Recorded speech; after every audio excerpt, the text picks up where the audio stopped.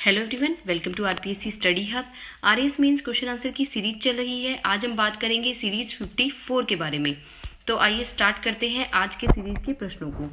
आज का पहला प्रश्न है जैव पायरेसी और बायो पायरेसी। जैव पायरेसी, बायो पायरेसी क्या है? ये 50 वर्ड्स और 20 वर्ड्स यानी 2 नंबर और 5 नंबर में पूछा जा सकता है। उत्तर को किस तरह से लिखेंगे? किसी एक देश के जैविक संसाधनों का किसी दूसरे देश के व्यक्ति या संस्था अथवा समूह द्वारा उस देश की सहमति या अनुमति के बिना उपयोग करना ही जैव पायरेसी कहलाता है। किसी एक देश के क्या है? जैविक संसाधन, उनका किसी दूसरे देश के व्यक्ति, संस्था या समूह के द्वारा उस देश की सहमति के बिना या अनुमति के बिना उपयोग करना ही जैव पायरेसी है। जितने भी जैविक संसाधन हो गए किसी देश के दूसरे देश के द्वारा अवैध रूप से प्रयोग करना या उसकी सहमति के बिना प्रयोग करना जैव पायरेसी कहलाता है।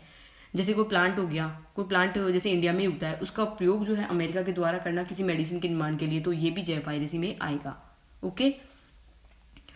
वर्तमान में विकसित देश अपनी नवीन प्रौद्योगिकी क्षमता का उपयोग कर विकासशील देशों के जैव संसाधनों का अनैतिक दोहन कर रहे हैं, करेक्ट, जिससे विकासशील देशों को काफी नुकसान पहुंच रहा है और अविकसित देश अपने जैविक संसाधनों एवं परंपरागत जैविक ज्ञान के स्वाभाविक लाभ से वंचित रह जाते हैं।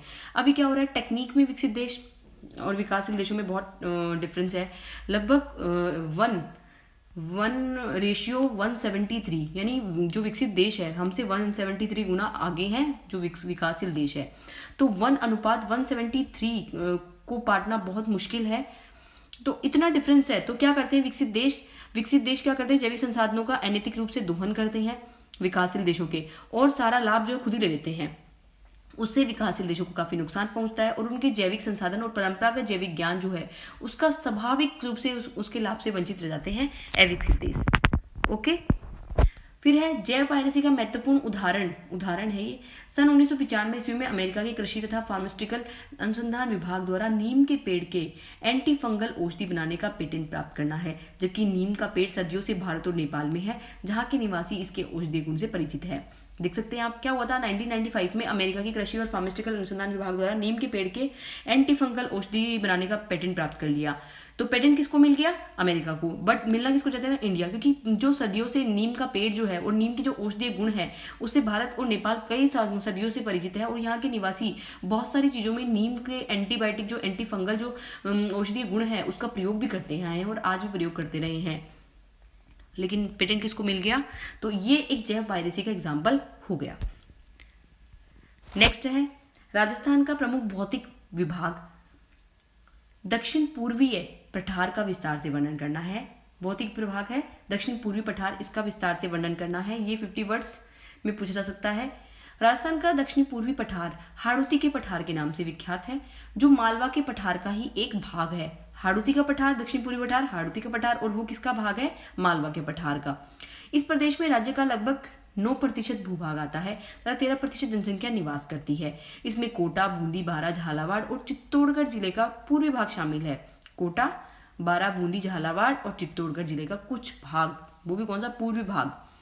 इस प्रदेश की समुद्र तल से ऊंचाई 500 मीटर है तथा यह राज्य में सर्वाधिक वर्षा वाला क्षेत्र है। यहाँ अति आर्द्र जलवायु पाई जाती है। चंबल, पार्वती, काली सिंध इस क्षेत्र में प्रभावित होने वाली प्रमुख नदियां हैं। इस पठार को भौतिक दृष्टि से 2 प्रदेशों में विभाजित किया जाता है। पहला है दक्कन लावा पठार। यह दक्षिण पूर्वी राजस्थान का चौड़ा व ऊपर उठा हुआ पथरीला भूभाग है। यह बलुआ पत्थर व चूना पत्थर की चट्टानों से निर्मित है। इसका पूर्वी व दक्षिणी भाग लावा से ढका हुआ है। तो दक्कन लावा पठार क्या हो गया? दक्षिणी पूर्वी राजस्थान का चौड़ा और ऊपरा उठा हुआ भाग है जो बलुआ पत्थर, चूना पत्थरों की चट्टानों से निर्मित है और पूर्वी और दक्षिणी भाग लावा से निर्मित है। तो दोनों तरह से हो गया, तो दक्कन लावा पठार इसको बोला जाएगा। इसके अलावा नदियां तो आपने देख ही ली है। दूसरा, यहाँ पर उपजाऊ काली मिट्टी पाई जाती है। चंबल व उसकी सहायक सिंध व पार्वती नदियों ने कोटा में एक त्रिकोणीय जलोढ़ मैदान की रचना भी की है। तो एक बहुत उपजाऊ मिट्टी, काली मिट्टी यहाँ पर पाई जाती है और चंबल और सहायक नदियाँ जो है वो क्या करती हैं? यहाँ पर कोटा में एक त्रिकोणीय जलोढ़ का निर्माण भी करती है। दूसरा हम बात करें, यह कगार मुख्य रूप से बलुआ व चूना पत्थरों से बना हुआ है। इसकी औसत ऊंचाई 350 से 500 मीटर के बीच है। कगारों का मुख्य बनास व चंबल नदी के बीच क्रमबद्ध दक्षिण व पूर्व दिशा की ओर है। उत्तर में चंबल के सहारे ये सवाई माधोपुर, करौली व धौलपुर क्षेत्र में फैले हुए हैं। ओके। तो इस तरह से ये हो गया दक्कन लावा पठार। उसके अलावा हम बात करें कगार मुख्य रूप से चूना का पठार हो गया।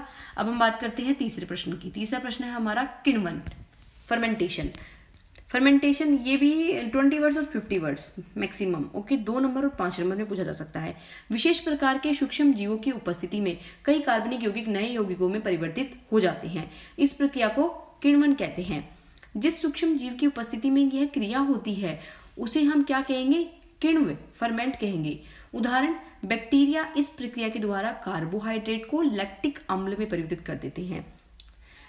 किण्वन में क्या होता है? सूक्ष्म जीवों की उपस्थिति में होती है और कार्बनिक यौगिक जो है वो नए कार्बनिक यौगिकों में परिवर्तित हो जाते हैं और इसे ही हम क्या बोलते हैं? किण्वन कहते हैं।